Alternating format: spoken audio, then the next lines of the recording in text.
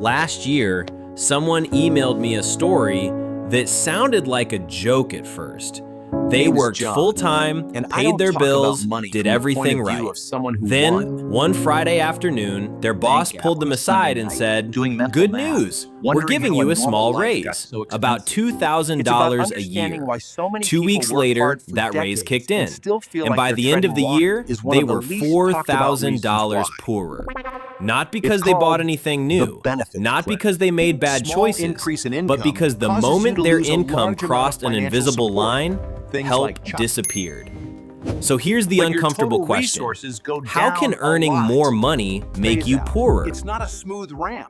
My name is John, and I don't talk about money from the point of view of someone who won.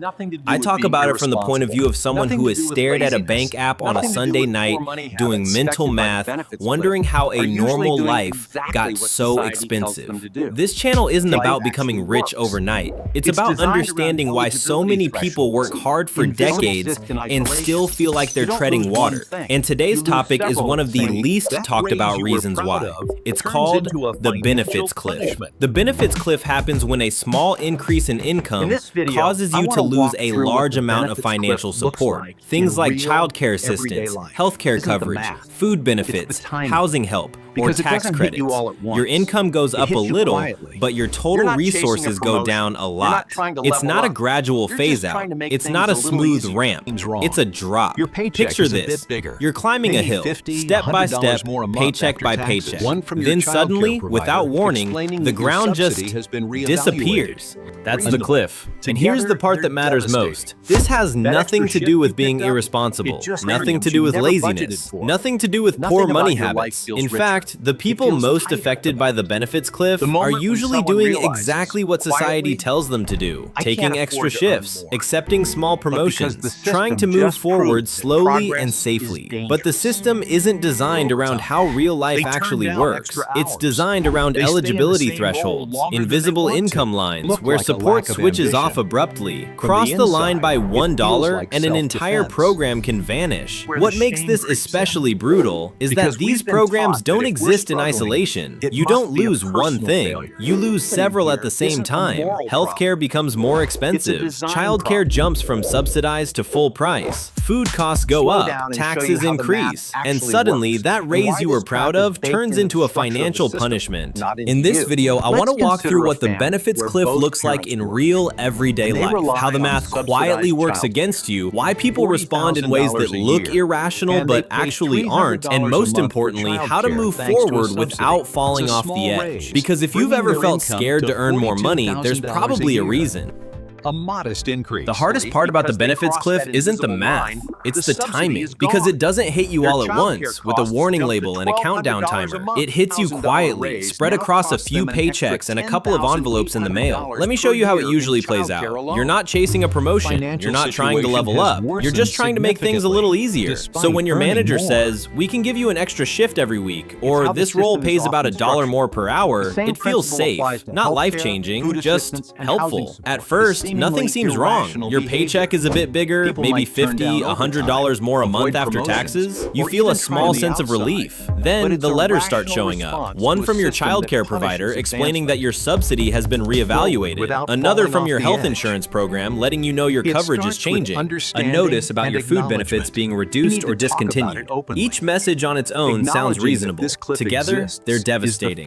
That extra shift you picked up, it just triggered full-price daycare. The small raise, it pushed your household income over a line you didn't even know existed. And now, instead of paying a few $100s a month for childcare, you're paying over $1,000. Instead of a low or zero premium for healthcare, you're staring at deductibles, copays, and monthly premiums you never budgeted for. Nothing about your life feels richer, it feels tighter. This is the moment people don't talk about. The moment when someone realizes, quietly, I can't afford to earn more. Not because they don't want to work, but because the system just proved that progress is dangerous, know that so you're they not stop alone, volunteering for and it's a overtime. systemic They turn issue, down extra not a hours. personal They failing. stay in the same Our role goal longer than should they be to want to. build From the bridges, outside, not it can look like a walls lack of in our ambition. financial From the system. inside, it feels like self-defense. Let's And start this is where the shame conversations creeps and in. demand Because a we've been system taught that that if we're supports, struggling, not it must punishes, be a personal hard work. failure. But what's Thank you happening for here isn't a moral problem. challenging It's a design problem. In the Thank next you for section, I want watching. to slow down and show you how the math actually works and why this Thank you trap for is watching. baked into the structure Thank of the you for system, watching. not into you.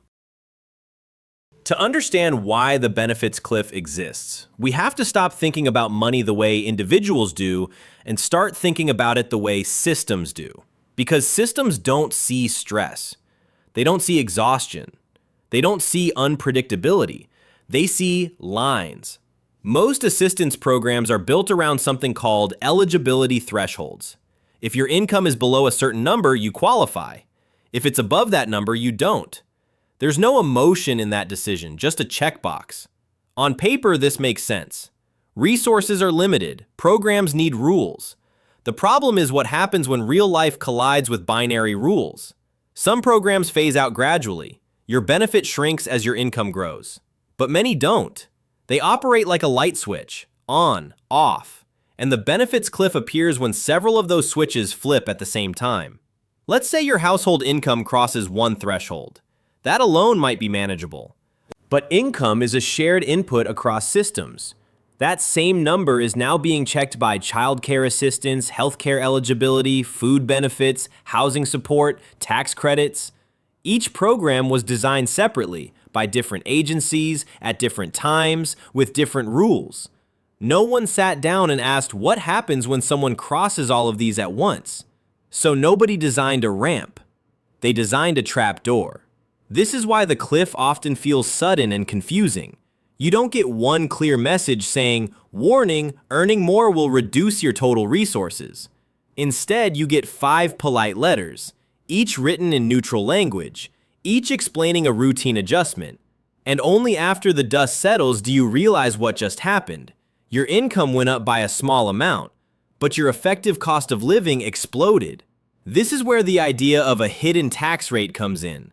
Not an official tax, not something you see on your pay stub, but a functional one. Because when you lose $1,000 in childcare support to gain $200 in pay, that's not progress, that's a negative return. And here's the most important thing to understand from a system perspective. This outcome isn't a bug. It's a side effect of simplification. Eligibility lines are easy to administer. Gradual transitions are expensive and complex. So the burden of complexity gets pushed onto individuals, the people least equipped to absorb sudden financial shocks, which is why the cliff hits hardest when life is already fragile, when your schedule is tight, when your savings are thin, when you don't have room for error. In the next section, I want to make this painfully concrete. We're going to walk through a simple, real-world example and do the math that no one ever shows you.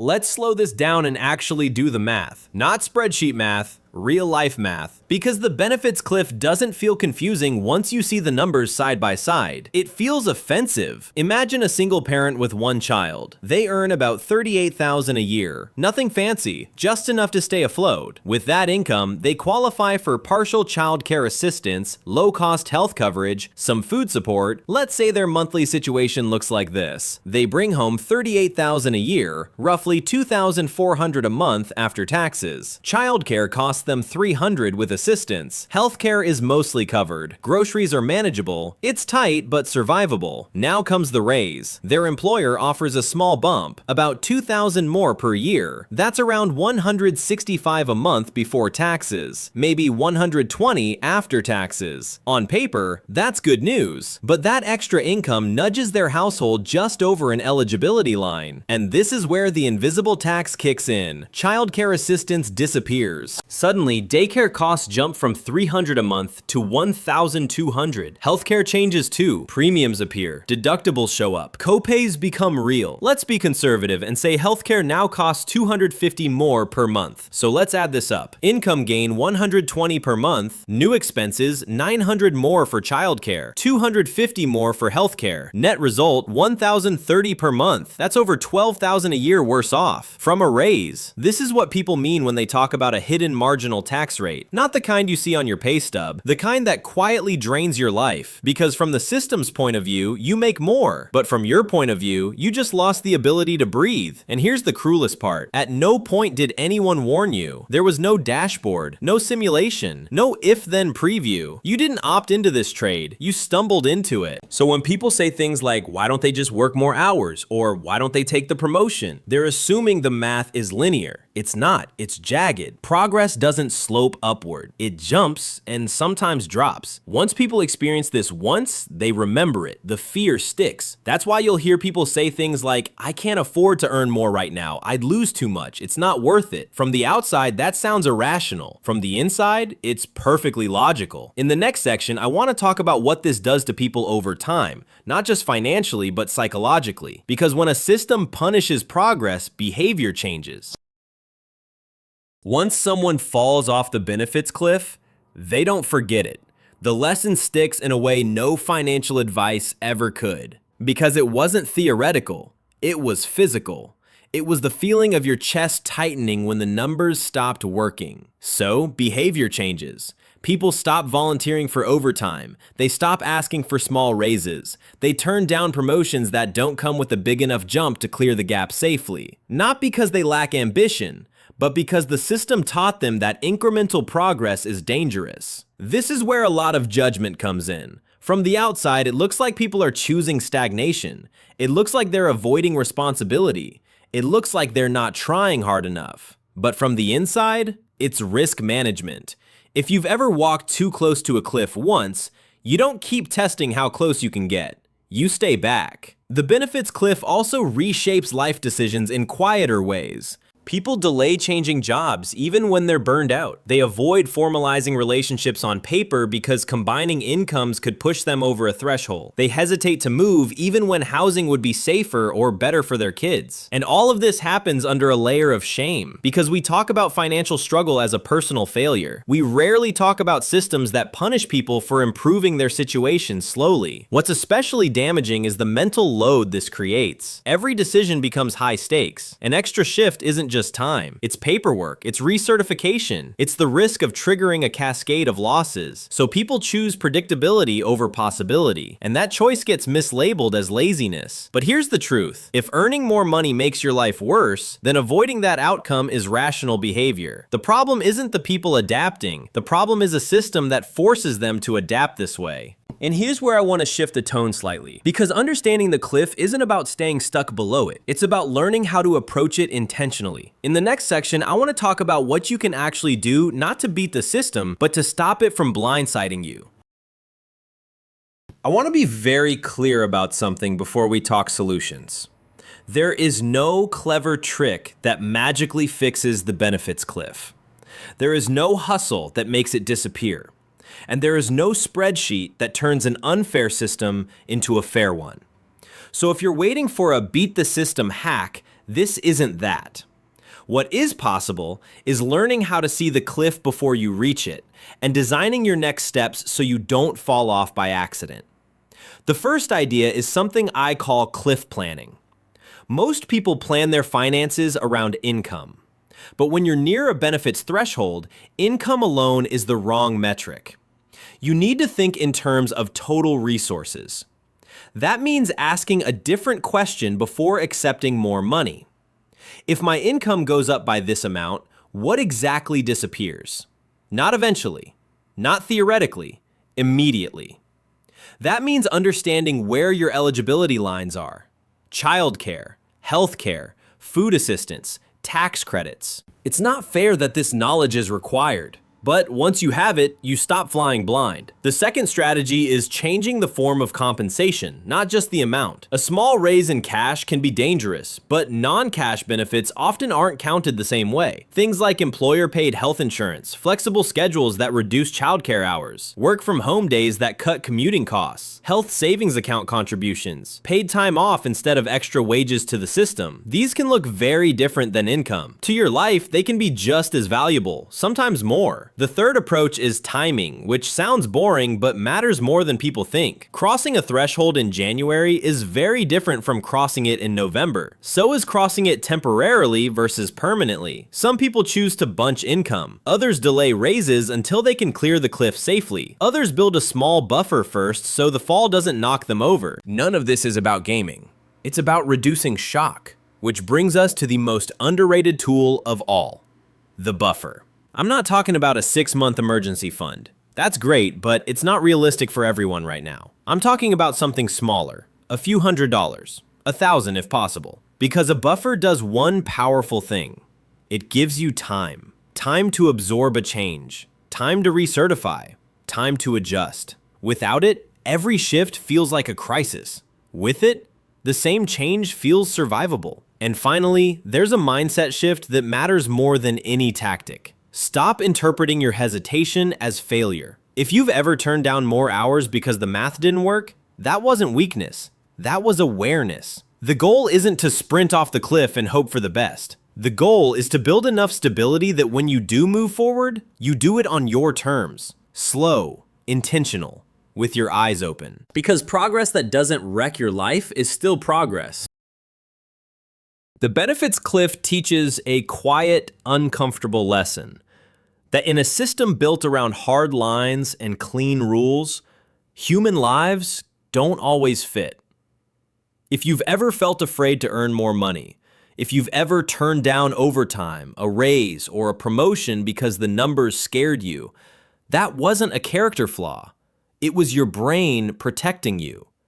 We spend a lot of time telling people to work harder and think long term, but we rarely ask whether the path we're offering them is actually safe to walk. Money isn't just about income. It's about timing, stability, and the ability to absorb shocks. Understanding the benefits cliff doesn't mean accepting it. It means refusing to let it blindside you again. It means planning around total resources, not just paychecks. It means asking better questions before saying yes.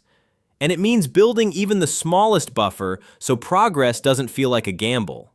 Most importantly, it means letting go of the shame. Struggling in a system that punishes gradual progress doesn't mean you failed. It means the system wasn't designed with your life in mind. If this video helped you put words to something you felt but couldn't explain, share it with someone who's stuck in that same invisible space. And if you want more conversations like this about money, time, and the system shaping our lives, subscribe to the channel, because I don't want you to be wealthy just on paper. I want you to be wealthy in life.